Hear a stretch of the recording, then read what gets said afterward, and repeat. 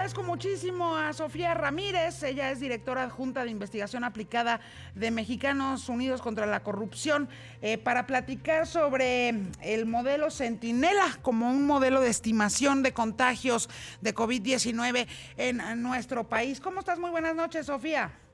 Hola, Yuriria, buenas noches a ti y a todo el auditorio. Muchas gracias por el espacio. Cuéntanos, ¿qué han podido ustedes estudiar y ver sobre el modelo Centinela? Mira, modelo Centinela, primero que nada me gustaría recordar al auditorio y ahorita vamos a hablar de por qué es importante, pero justo lo que hace es un tipo de medición del avance de la pandemia en países específicos que han optado justamente por no hacer pruebas a todo el mundo, sino a una muestra, digamos, como una encuesta, ¿no?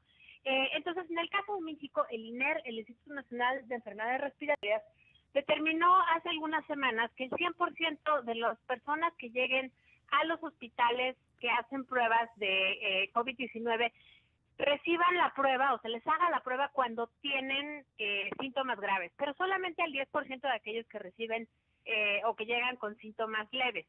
Ahora, esto tiene varios asegúnes, porque bueno, pues tenemos que confiar realmente en que realmente se hace al 100% de los que llegan con síntomas graves. Pero en ese caso, bueno, pues lo que se hace es dar un monitoreo, un seguimiento a cómo avanza la epidemia. No sirve necesariamente para identificar una epidemia nueva y su comportamiento. Y ahí es donde nosotros encontramos que tal vez no era la mejor opción en su momento para dar seguimiento a una epidemia cuyos parámetros no conocemos. Ahorita ya tenemos información de la Organización Mundial de la Salud que COVID-19 por lo menos es el doble de letal que la influenza. Vaya, no quiero alarmar a nadie, todo esto son cifras públicas y la verdad es que es mucho más contagiosa y hemos leído entre 2 y 10 veces más contagioso. Entonces, cuando uno usa Centinela, que es un modelo que se utilizó en la pandemia de 2009 para estimar una enfermedad nueva que tiene parámetros nuevos, pues la pregunta es simplemente, ok, ¿cómo lo estamos midiendo? ¿Cuáles son los parámetros?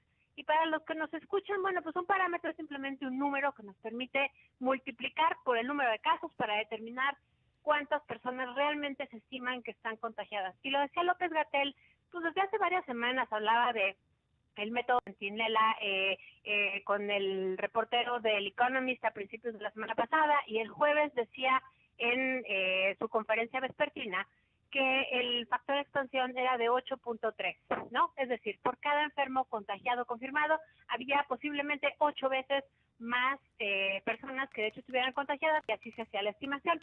Hasta aquí todo bien, porque pues obviamente esto es un mecanismo que utiliza la OMS para medir enfermedades y el avance, sobre todo, cuando es muy acelerado.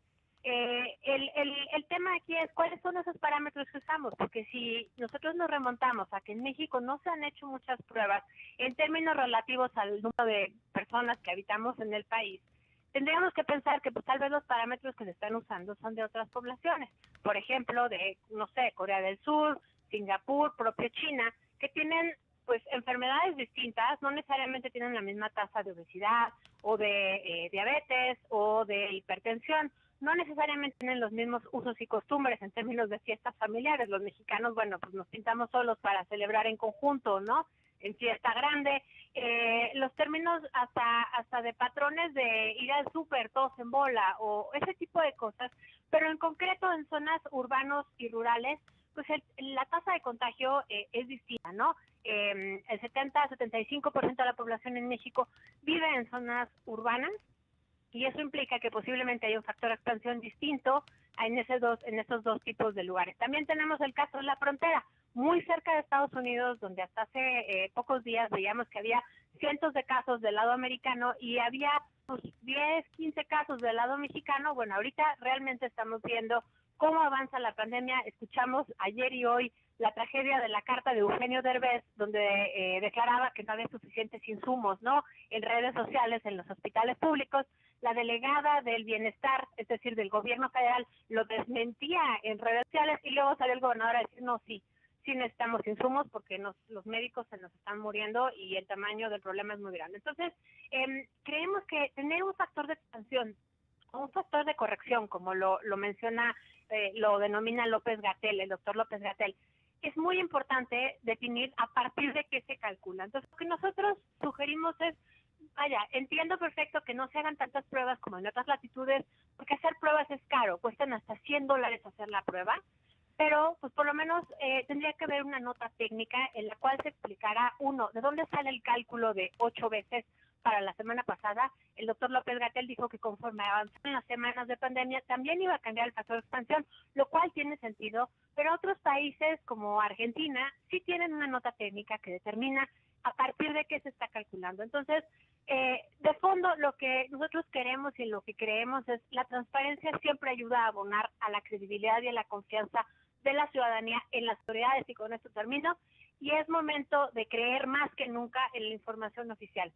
Y para que eso suceda, no necesitamos simplemente un acto de fe cada vez que nos dan las cifras oficiales, sino tener pues un poco de respaldo. Mira, algo que es muy bueno es que en las últimas 24 horas se han liberado una cantidad de datos importantes de contagios, de morbilidad, comorbilidad, que son estas enfermedades detectadas en los contagiados y en los fallecidos. Sofía, pero eso no es suficiente. Pero déjame interrumpirte. Hay muchísimos expertos que están insistiendo que mientras no se hagan más pruebas, o sea, pruebas, el famoso pruebas, test, más pruebas en el país, no vamos a tener la película nunca clara, pues, ¿no? Que realmente es eso, los parámetros a partir de los cuales se pueden hacer estimaciones del avance de la pandemia dependen mucho de los parámetros observados dentro de esa población. Y esos parámetros, estimo, porque además quiero aclararle aquí al auditorio, yo no soy epidemióloga, yo soy economista.